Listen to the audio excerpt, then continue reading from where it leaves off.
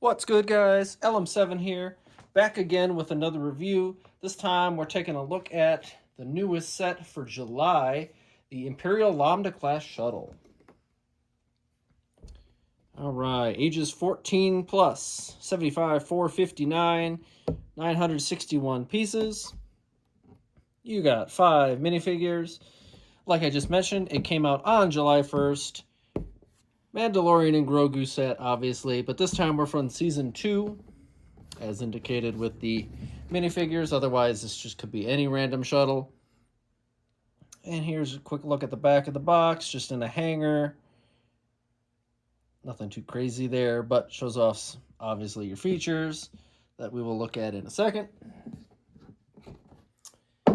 All right, so lastly, before we take a look at the build itself, what does this bad boy cost? Well, initially I was a little on the fence with this one because it is kind of expensive compared to the other sets, but it's around the same as the Razor Crest. So in the US, this set comes in at $140, and in Canada, this one actually comes in at $200. So that is the inverse of what the Razor Crest is, where it costs more in the States and then less in Canada. But this one costs a little more in Canada and less in the States. So it's up to you. They're pretty similar size-wise and like build-wise and piece count. This one is 961. The Razor Crest is 930. So it's up to you which ship you like better. Like I said, I was a little on the fence because, like I said, the Razor Crest I thought was pretty expensive for what it is. This one I feel has some more features and such to make it a little more worthwhile. You get one instruction booklet. Speaking about the build here. You have Mandalorian running across the bottom, which I will always enjoy. And you come in at 185 pages, so it's a pretty solid build. Couple hours if you don't take any breaks or anything like that. Or if you do, who cares? It's a pretty hefty build, just under 1,000 pieces, so take that for what it's worth. All right, so with that said, before we look at the features ourselves, let us take a look at the build, and I will see you guys in just a second.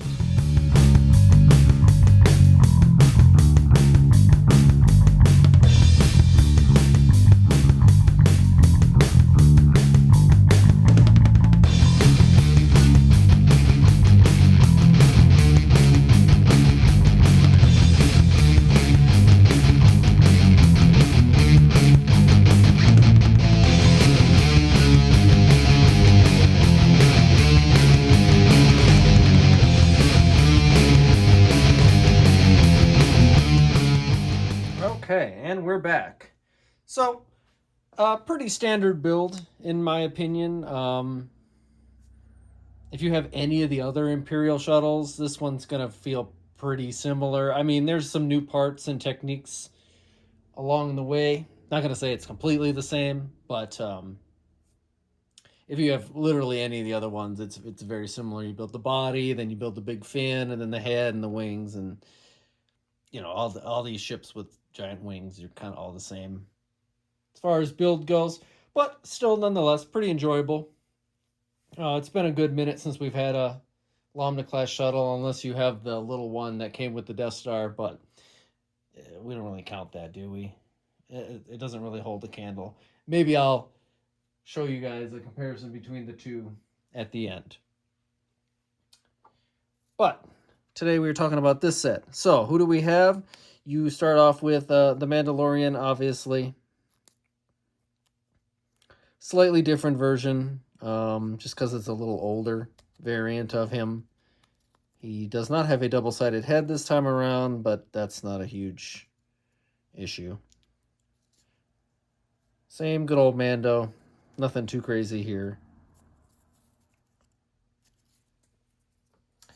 He is your only good guy, though, quote-unquote, in this set. Otherwise, the rest are all Imperial Remnant officers. You have The new shuttle pilot, I think he's pretty decent. I like his arm printing he's got going on.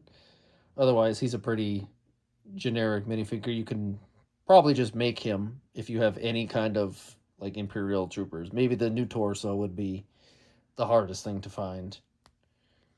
This guy, though, does actually have a double-sided face. Nameless character gets a double-sided face. Go figure.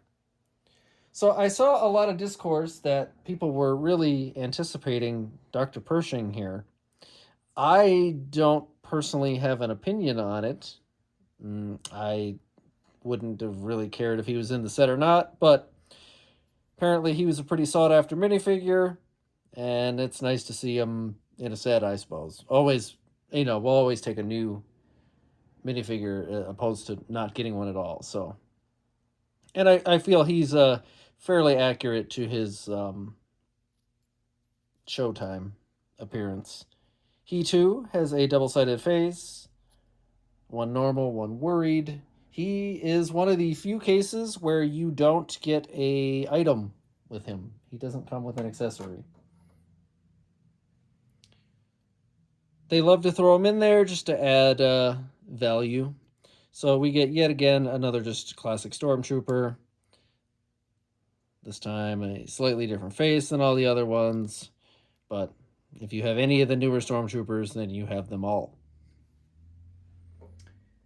And then our final minifigure of the set, you do have Moff Gideon with the new Darksaber mold.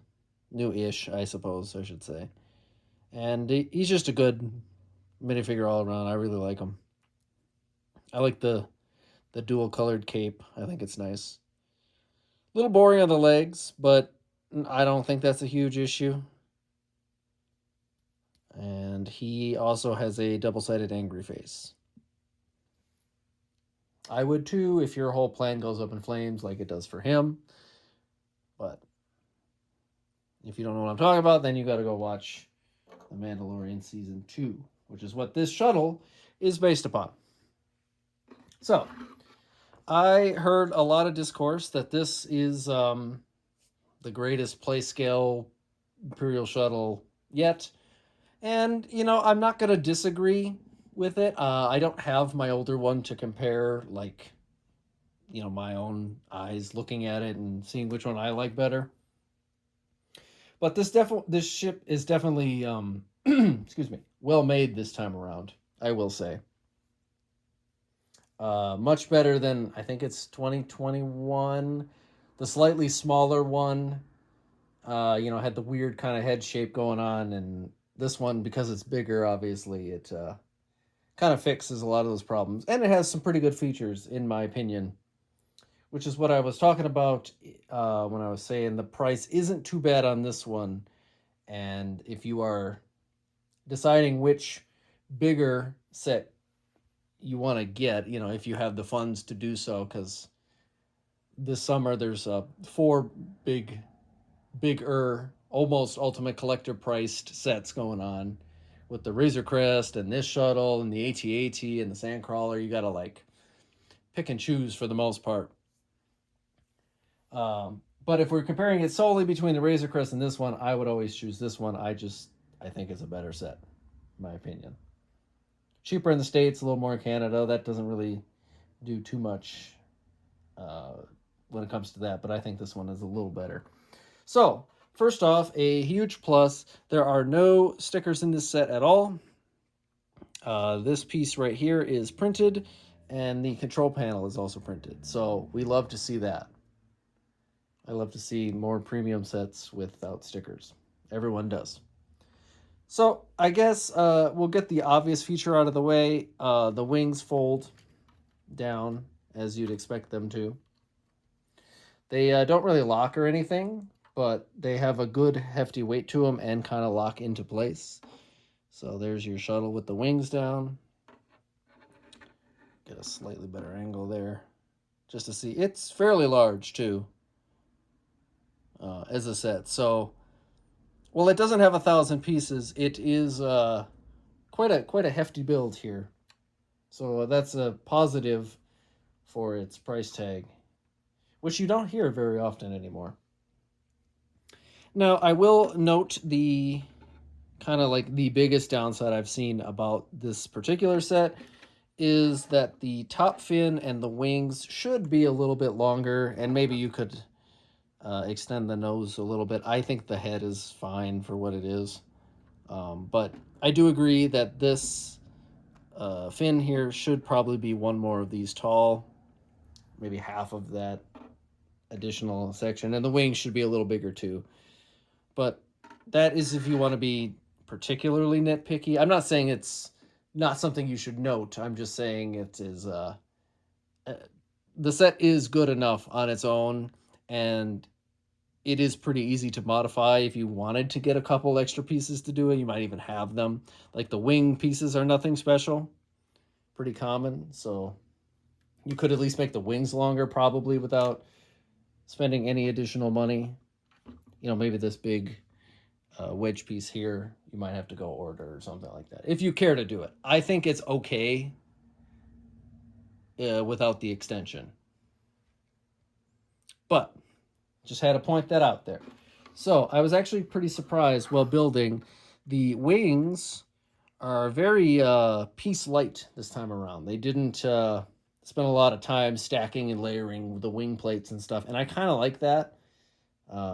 So more of the pieces went into the body and shaping the nose cone and stuff like that.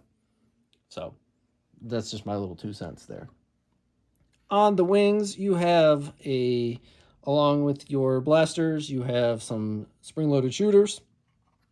And if you just press down here on this little lever you have on both sides, oh, can't see it. There we go, on right here too. You shoot the missile, obviously. And like I say in every video, we're not going to do that, but it does fire pretty well. Obviously, anyone who's ever built a set probably has fired a missile by accident while building. All right, so what else does the shuttle do? I'm actually going to put the wings kind of like this for now. You can open up the nose cone. I say that and then I immediately lift it up. And you can put a pilot in there. It only fits one this time around. So little bummer, but not the end of the world, I don't think. I like the shaping on the inside here. And your guy does fit. I'm not going to put him in 100%, but he does fit pretty nicely.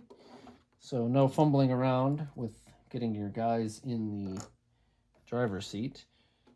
It's a pretty hefty cockpit this time around, but they like fixed this gap so you don't see all of that anymore, which is the complaint of the last version of this set. And it's just on a swivel, so closes nicely. Under here, kind of a useless feature, you do have a boarding ramp technically, but it doesn't lead to anywhere, and just kind of stays folded up like that. I understand what they were trying to do, and I've even seen some mods of this set already where like they built into here, they got rid of this plate and built in, so it actually feels like you're walking into the shuttle. I don't particularly care, but if you're like playing with the set, you would want it to lead to something, I suppose. Also the same with like there's a little doorway here, but it's technically closed in this position, and there's no way to like open it. It's just a solid piece. So you can do that, and you can just break everything, I suppose. Which wasn't the plan. I was just trying to show that they built it off, but whatever.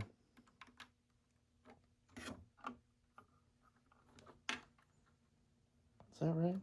I don't know if that's right.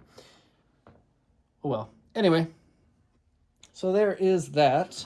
If you go to the back, you have a little blaster cannon there, and your engines are nice and tiled away. They've been doing this kind of engine for a while now. I think this one is shaped pretty well. It's bigger. You have 5 regular studs wide on each engine, so I think that's fairly nice size, in my opinion. So you also have these side panels that if you lift them up,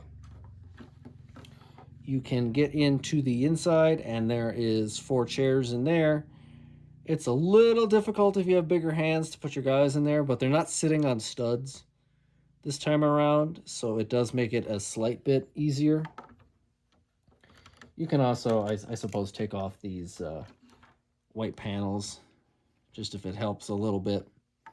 The white panels are just hiding the some of your Technic gears for your wings. But a decent interior this time around. Even though it's compact, you can still fit 4 guys in there compared to the Razor Crest interior that I didn't particularly like. I thought it was kind of lacking. And then I actually didn't know that this was a feature. I was quite surprised. It does have retractable landing gear, which is always nice to have. Nothing fancy, just some Technic beams, but they hold the set up nicely and do retract, which you don't always get in sets nowadays. Sometimes you get landing gear that you can't take off at all, and it's just always in flight, kind of like the Anzelin ship, I believe, does that. Or sometimes you don't get landing gear even like designed, so take your pick. This time you get both. It retracts and is there, so that's always nice. So, to wrap it up before we take a look at some other stuff, I think this one's a fairly solid set. It does, fall in the slightly higher priced play scale set, so you do have to take that into account. But I think this one is actually worth its price for the most part. Obviously, anything lower is always great. You could say that about everything. But I don't think the 140 is too bad. Like I said, I was skeptical at the beginning for 140, but I think the build and what you actually get, this is a very solid set. If it doesn't beat the 2012-ish version of this shuttle, then it's definitely number 2 out of all the Imperial shuttles. This one's a really solid set, and you get some good guys along with it, exclusive Dr. Pershing and all that fun stuff, if for some reason you don't have a Mandalorian by this point. So, I will take 1 second, and I will, I guess, compare it to the last Imperial shuttle, which is the one from the Death Star. Have it right over here. Not really any kind of comparison, obviously, because, this isn't even minifig scale, and then this one is like weird mini scale, but if for some reason you have the little one, you can see the difference in size, so I'm not going to do an in-depth comparison. Just wanted to show it just for the sake of showing it. I will, though, if I can get it real quick. I will, just because I've been talking about it the whole review, I will compare it to the Razor Crest here. Just so if you're on the fence between the two sets, you can kind of see size-wise. Sometimes that matters for space. The shuttle is a little shorter. If I pick a box and then I line them up, the shuttle is a chunk shorter, not anything too crazy. Mostly just this section of the Razor Crest is a little longer than the shuttle. They're about the same width with the engines and the wings folded up. And then obviously if you put the wings down, the shuttle is quite a bit bigger. Like height-wise, you can't even see the whole top of the shuttle. So, I mean, overall, I think they're pretty comparable sets along with their comparable price tags. But if you ask me, I prefer the shuttle over the Razor Crest this time around. To each their own is what I will say to that. So, let me know what you guys think. we got some more sets. I know, crazy to say. More sets coming out in August, so we'll try to get those as soon as I can get them. And like I said, let me know what you guys think. Leave a like, comment, and all that fun stuff. And I'll see you guys next time.